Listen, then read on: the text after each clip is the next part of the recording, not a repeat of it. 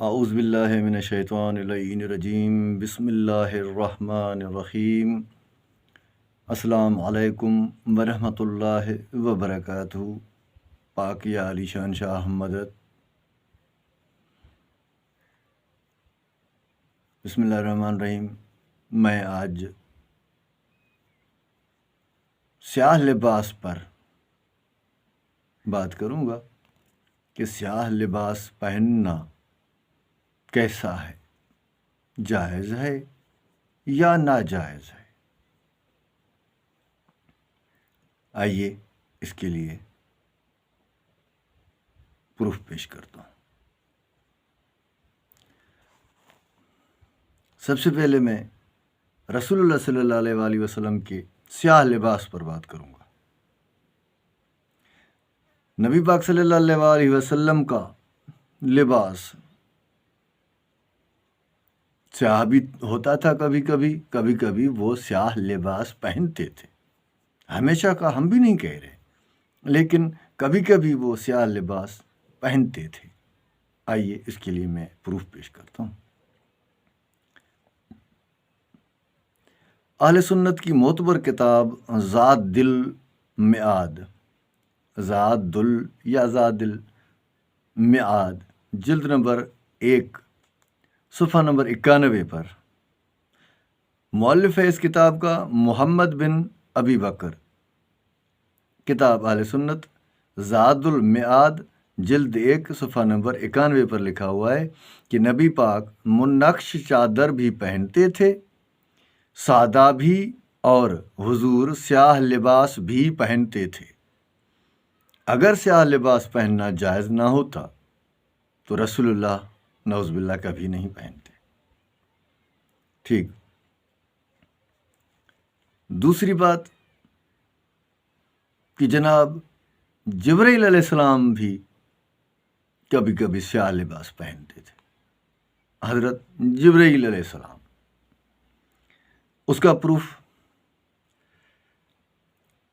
انس بیان کرتے ہیں کہ فرمایا رسول اللہ نے کہ ایک روز جبرائیل میرے پاس آئے اور سیاہ قبا پہنے ہوئے تھے اور سر پر امامہ سیاہ تھا اور پاؤں میں سیاہ جوتا تھا۔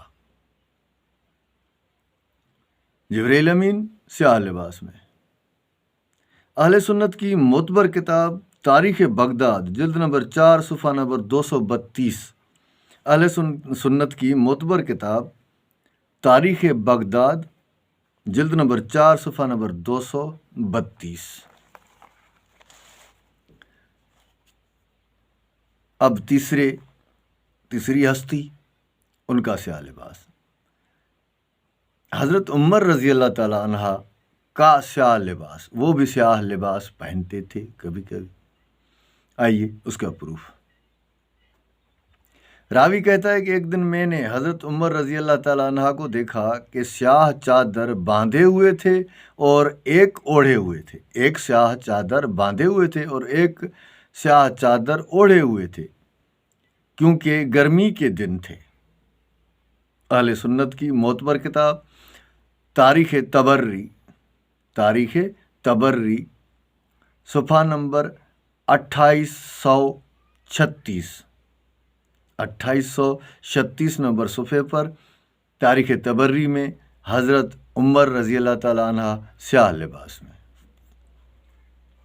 حضرت عثمان رضی اللہ تعالیٰ عنہ کے غم میں سیاہ پوشی کی گئی، اس کے لیے بھی پروف پیش کرتا ہوں میں۔ حضرت عثمان کے قتل کے دن ایک جماعت نے سیاہ لباس پہنا، جیسا امام حسن پہن کر خطبہ دیا کرتے تھے، حتیٰ کہ پگڑی بھی آن جناب کی سیاہ ہوتی تھی، جیسا مولا حسن علیہ الصلاۃ والسلام سیاہ لباس پہنتے تھے، ویسا ہی سیاہ لباس حضرت عثمان رضی اللہ تعالیٰ عنہ کے قتل کے دن ایک جماعت نے پہنا۔ ظاہر ہے وہ جماعت انہی کی ہوگی، انہی کے پیروکار، انہی کو ماننے والے، स्याह लिबास उन्होंने पहना है।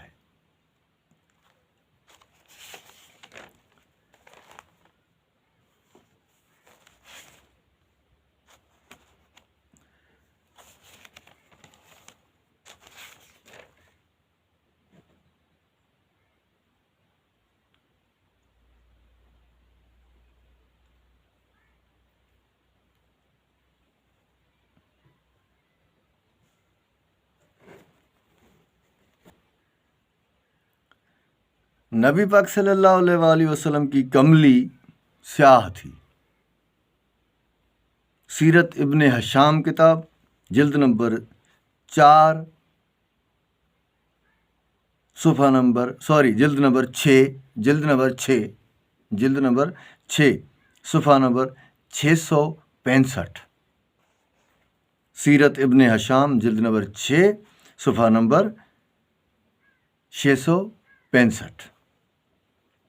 उस पर भी लिखा हुआ है कि नबी पाक की कमली स्याह थी।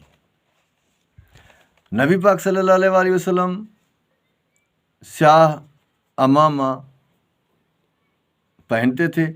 इसके लिए मज़ीद वजाहत की मुझे ज़रूरत है, मैं आपको बता रहा हूँ। तिरमिज़ी जिल्द नंबर 1 सफ़ा नंबर 542 पर, दूसरी किताब मुस्लिम शरीफ जिल्द नंबर 1 सफ़ा नंबर 521 पर, तीसरी किताब सुन्नन नसाई जिल्द नंबर 8 सफ़ा नंबर 221, सुन्नन इब्ने माजा सफ़ा नंबर 79, पाँचवीं किताब अल मुअज्जम सगीर तिबरानी सफ़ा नंबर 9, उस पर भी लिखा है कि नबी पाक का अमामा स्याह होता था। इमाम अबू हनीफा मौत के बाद स्याह लिबास में, जैसा किताब में लिखा है वैसा ही मैंने भी पढ़ना है। रावी कहता है कि मैंने ख्वाब में देखा कि एक जनाजा रखा हुआ है और उस पर स्याह चादर है, उसके पास पादरी बैठे हुए हैं। मैंने पूछा कि किसका जनाजा है? उन्होंने बताया कि इमाम अबू हनीफा का। मैंने ये ख्वाब अबू यूसुफ को सुनाया तो उसने कहा कि इसका जिक्र किसी से मत करना। किताब तारीख़ बगदाद जिल्द नंबर 13, किताब तारीख़ बगदाद जिल्द नंबर 13 सफ़ा नंबर 423 सफ़ा नंबर। हज़रत उमर रज़ी अल्लाह तआला अन्हा के गम में जिन्नात की स्याह पोशी। रावी कहता है कि जिन्नात ने हज़रत उमर की मौत पर मरसिया कहा कि ए उमर रज़ी अल्लाह तआला अन्हा, तेरी मौत के गम में जिन्नात की औरतें चेहरे पीट रही हैं। तेरे गम में जिन्नात की औरतें चेहरे पीट रही हैं जो हुस्न में दीनारों की तरह हैं, और तेरे गम में उन्होंने रेशमी लिबास के बदले स्याह लिबास पहना है। किताब रियाजुल नज़रा जिल्द नंबर 2 सफ़ा नंबर 197, मतबुआ बगदाद। और स्याह लिबास पर एतराज़ करने वालों को चाहिए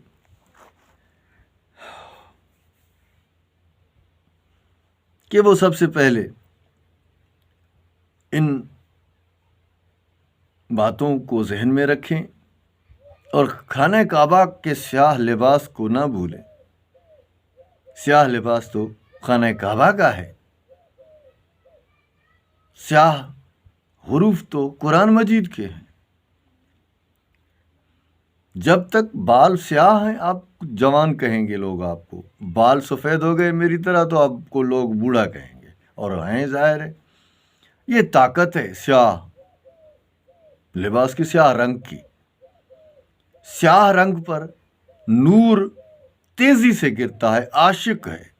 आप काले कपड़े पहनकर धूप में बैठें कभी तो आपको पता चले। मौला आप सबको सलामत रखे, अपना, अपने बच्चों का, अपने वालिदैन का, अपने वतन पाकिस्तान का, अपना दीन इस्लाम का ख्याल रखिएगा, अपना ख्याल रखिएगा। अल्लाह निगहदार। अल्लाह हाफिज़।